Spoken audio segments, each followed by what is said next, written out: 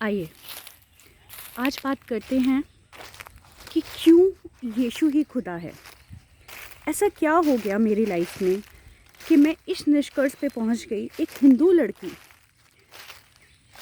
यीशु मसीह को मानने लग गई, है ना। हंसते हैं ना सब, आश्चर्य भी होता है, उल्टा लगता है देखो ये बहकाती गई है ना। तो मैं ये बताना चाहूँगी कि मैंने अपने पूरे सेंसेस में, मेरा दिमाग बहुत साइंटिफिक दिमाग है, मैंने हर तरीके से चीज़ों को बहुत ज़्यादा इन्वेस्टिगेट किया है, बहुत ज़्यादा समय लिया है और तब मैंने जाना है और माना है। अगले वीडियो में मैं अपनी पूरी गवाही आपके साथ शेयर करूँगी, लेकिन पहले मैं आपको कुछ तथ्य ऐसे बताना चाहती हूँ जो आपको ज़रूर सोचने चाहिए, एक बार ज़रूर उस पर थॉट देना चाहिए। आप कितने भी बड़े शिव भक्त हैं, आप कितने भी बड़े कोई भी गॉड्स को मानते हैं, अच्छी बात है, क्योंकि उससे ये पता चलता है कि आप डेडिकेटेड हैं, डिसिप्लिन्ड हैं और लॉयल्टी रखते हैं। लेकिन कभी कभी ना अपने रिश्तों में वो समय आ जाता है जब हम क्वेश्चन करें कि हम कहाँ खड़े हैं और हम जितने लॉयल हैं क्या वो भी उतना लॉयल है। तो मैं आपको बताती हूँ कि पहली चीज़ मैं चाहती हूँ आज आप सब अपने आप से एक क्वेश्चन पूछें कि आप सब बहुत फास्ट करते होंगे, व्रत रखते होंगे, आरतियाँ पढ़ते होंगे और पूजा भी करते होंगे। पहला क्वेश्चन मेरा आप सबसे ये है, इन सब ने आपको दिया क्या? आप मुझे सोच के बताइए कि आपको मिला क्या है।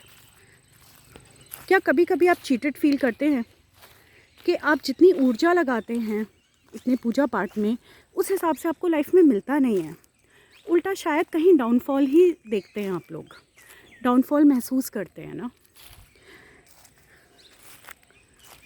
तो दोस्तों मैं बताना चाहती हूँ ये बिल्कुल सच है, ये आप लोगों की नहीं, ये मेरी भी कहानी थी। मैं बचपन से बहुत ज़्यादा मूर्ति पूजन में थी और इस कदर थी, आप इससे अंदाज़ा लगा लीजिए, 10 साल की उम्र में मुझे सारी आरतियाँ याद थी। मैं दिन में 2 बार 1-1 डेढ़ घंटा पूजा करती थी और घर के हर कैलेंडर पे जिस पे भगवान की तस्वीर होती थी उनको आरती करती थी, और सिर्फ इसलिए कि कोई सा भगवान नाराज़ ना हो जाए। जैसे जैसे बड़ी मैंने क्या देखा कि जिस लेवल पे मेरी पूजा है उस प्रपोर्शन में मेरी लाइफ में फल नहीं है, उल्टा डाउनफॉल है, डार्कनेस है, परेशानियां हैं जो नहीं होनी चाहिए। मैं चाहती हूँ आप लोग मेरी तरह ये क्वेश्चन करके देखें कि जब अगर आप इतना पूजा पाठ करते हैं और जिस भगवान ने इस पूरी दुनिया को बनाया है तो वो क्यों मूक है, वो सुन क्यों नहीं रहा, वो आपकी बातें सुनता क्यों नहीं है, आंसर्स क्यों नहीं मिलते, उल्टा और परेशानियाँ कठिनाइयों में आप गिरते चले जाते हैं और घिरते चले जाते हैं।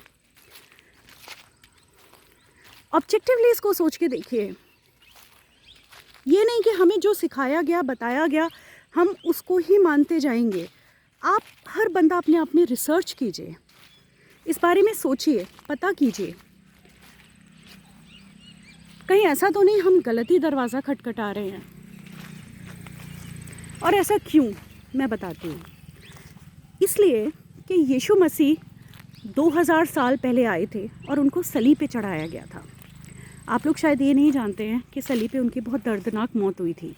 ये 2000 साल पहले की बात है और उनकी जन्म से लेके आज तक का जो समय है और जो आने वाला समय है वो सब बाइबल में नए नियम में रजिस्टर्ड है, न्यू टेस्टामेंट में। और यीशु मसीह के आने से पहले अनंत काल का जो समय है वो सब पुराने नियम में रजिस्टर्ड है। तो यीशु मसीह तो 2000 साल से आए, लेकिन एक्चुअली उनके पहले बहुत सारा समय था। कभी अगर आप बाइबल में नया नियम खोल के देखेंगे पुराना नियम, तो आप जान जाएंगे कि यीशु से पहले तो न जाने क्या क्या हुआ था। शुरुआत में सिर्फ परमेश्वर थे और कुछ भी नहीं था, उन्हें अपना लव मैनिफेस्ट करना था, तो उन्होंने इस धरती को, हम सबको क्रिएट किया। अब कैसे कैसे आगे सृष्टि बढ़ी वो मैं आपको कभी आगे बताऊंगी, लेकिन मैं आपको ये बताना चाहती हूँ कि जो बाइबल है ना, ग्रंथ, वो इस दुनिया की पहली बुक थी जो लिखी गई थी, जो प्रिंट हुई थी। और बाइबल 2000 साल पुरानी नहीं है, बाइबल तब से है जब से परमेश्वर हैं, आदि से है। वचन आदि था, वचन परमेश्वर के साथ था, तो बाइबल तब से है जब से सृष्टि का शायद निर्माण भी हुआ था। हम बच्चों की बुक्स में पढ़ते हैं कि जो सन है, सन 4.6 बिलियन ईयर्स ओल्ड है, सूरज। तो आप सोचिए कि परमेश्वर उससे भी पहले थे, गॉड। तो बाइबल बहुत पुराना ग्रंथ है। उसके कंपैरिजन में आप जितने भी हिंदू ग्रंथ देखें या इस्लामिक ग्रंथ देखें, वो सब इतने पुराने नहीं हैं। आप रिसर्च कर सकते हैं। सेकेंडली, परमेश्वर कोई एक ही हो सकता है, बहुत सारे तो नहीं हो सकते। जैसे आपका अपना पिता कोई एक ही हो सकता है, ठीक है? तो परमेश्वर भी एक ही है। अब वो परमेश्वर की क्वालिटीज़ क्या होनी चाहिए? परमेश्वर हमारे जैसा दिखना चाहिए, क्योंकि हम उसके बच्चे हैं ना, तो वो हमारे जैसे दिखने चाहिए, हम उनके जैसे दिखने चाहिए। ना कि कोई ब्लू बॉडी हो, कोई लोटस पे बैठा हुआ है, ये सब उस चीज़ को पर्सोनिफाई नहीं कर सकते। अगर आप यीशु मसीह को बहुत ध्यान से देखेंगे तो बिल्कुल हमारे जैसे हैं, बिल्कुल हमारे जैसे। और जब आप उनको ध्यान से देखेंगे तो आप वो कंपैशन और काइंडनेस नोटिस करेंगे जो एक ह्यूमन में होना चाहिए। वो एक मूर्ति नहीं है, वो एक ज़िंदा इंसान है, वो जीवित परमेश्वर हैं। आप आज ही मेरे साथ प्रार्थना कीजिए तो वो आपकी ज़िंदगी में कार्य करना शुरू कर देंगे।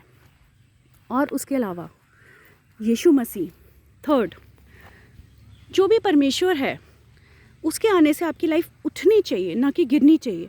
जितने भी लोग यीशु को जानते हैं और मानना शुरू कर देते हैं, आप उनमें से कितने भी लोगों से बात कर लीजिए, मेरा दावा है कि वो सब एक ही बात कहेंगे आपसे कि यीशु के आने से पहले उनकी लाइफ बिल्कुल डार्कनेस में थी, अंधेरे में थी, और यीशु के आते ही जैसे कोई स्विच ऑन हुआ और उनकी ज़िंदगियों में उजाला आने लग गया। और उसके बाद जॉय, पीस, काइंडनेस, कंपैशन, दूसरों का सेवा भाव, वो सब तो नेचुरली फ्रूट्स हैं। हमारा परमेश्वर हमें सिखाता है, जिस परमेश्वर को हम मानते हैं ना, उसके फल हमें अपनी ज़िंदगी में मिलने चाहिए। जैसे कोई पेड़ अगर अच्छा है तो उसके फल अच्छे होंगे। तो अगर हम परमेश्वर को मानते हैं, यीशु मसीह को, तो उनके फल हमेशा अच्छे मिलते हैं, उनके भक्तजनों पे, उनके मानने वालों पे, उनके बच्चों पे। लेकिन जब आप औरों को मानते हैं तो मैंने देखा है कि पहली चीज़ तो उससे कोई भी आपके अंदर व्यक्तित्व चेंजेस नहीं आते हैं। It is like neutral. और कई बार तो और डार्कनेस में आप जाते जाते हैं। अच्छे फल तो बहुत मुश्किल है, आप खुद ही इतने घिर जाते हैं परेशानियों में कि आपको वो सोचने का मौका नहीं मिलता। और शायद वही चीज़ रिफ्लेक्ट करती है कि आप दूसरों को कंधा देने की जगह आपको दूसरों के कंधे की ज़रूरत पड़ती है। लेकिन जब आप यीशु मसीह में होते हैं, आप परमेश्वर आपको संभाले रखते हैं, इसीलिए आप दूसरों को संभाल पाते हैं। आप उनकी ऊर्जा, उनकी ताकत बनते हैं। एंड लास्ट में ये कहना चाहूँगी कि ये सब कहना भी काफ़ी नहीं होगा। मैं बस आपसे इतना ही कहना चाहती हूँ कि अगर आप लोग चाहते हैं कि आपकी ज़िंदगी बदले, तो आज भी मेरी बात को समझ लीजिए और सुन लीजिए, और प्लीज़ एक बार यीशु मसीह को अपनी ज़िंदगी में कार्य करने की अनुमति दीजिए। वो लिटरली आपसे अनुमति मांगते हैं, वो आपके दरवाजे पे खटखटा रहे हैं। आप खोल के उनको एक बार अपने घर में आने दो, उनको अपनी ज़िंदगी में काम करने दो। आप खुद जान जाओगे वो कौन है, सच्चा परमेश्वर कौन है। आइए एक छोटी सी प्रार्थना करते हैं। प्यारे पिता, पापा, हम प्रार्थना करते हैं उन सब के लिए जो इस वक्त ये मैसेज सुन रहे हैं और उनको लग रहा है कि वो परेशानियों में घिरे हुए हैं, बहुत सारी परेशानियों में, अवसाद में, अंधेरे में, और वो आपको इनवाइट करना चाहते हैं अपनी लाइफ में। पिता, मैं नहीं जानती, पर आप जानते हैं वो सब लोग कौन हैं, उनकी ज़िंदगियों में क्या परिस्थितियां हैं। पर पिता, आज जब वो प्रार्थना कर रहे हैं, आप उनकी ज़िंदगियों में कार्य करना शुरू कर दीजिए पिता। उनको अपना बच्चा, बेटा, बेटी मान लीजिए पिता, उन्हें अडॉप्ट कर लीजिए अपने किंगडम में। एंड प्लीज़ गॉड, अपने एंजल्स भेजकर उनकी ज़िंदगी को सॉर्ट आउट करना शुरू कर दीजिए। इस तरह से उनकी ज़िंदगी में चीज़ें बदलने लगें कि वो जानने लगे, मानने लगे कि आप ही जीवित खुदा हैं, आप ही जीवित परमेश्वर हैं। जिस चीज़ को जानने में, रिसर्च करने में मुझे 17 साल लग गए, मैं चाहती हूँ उनको इतना समय ना लगे। क्योंकि हम जितना समय परमेश्वर के बिना बिताते हैं ना, एक्चुअली वो वाला जीवन हम खोते हैं। वो जीवन बहुत बेकार जीवन है, जो भी जीवन हम यीशु मसीह के बिना बिताते हैं। आमीन।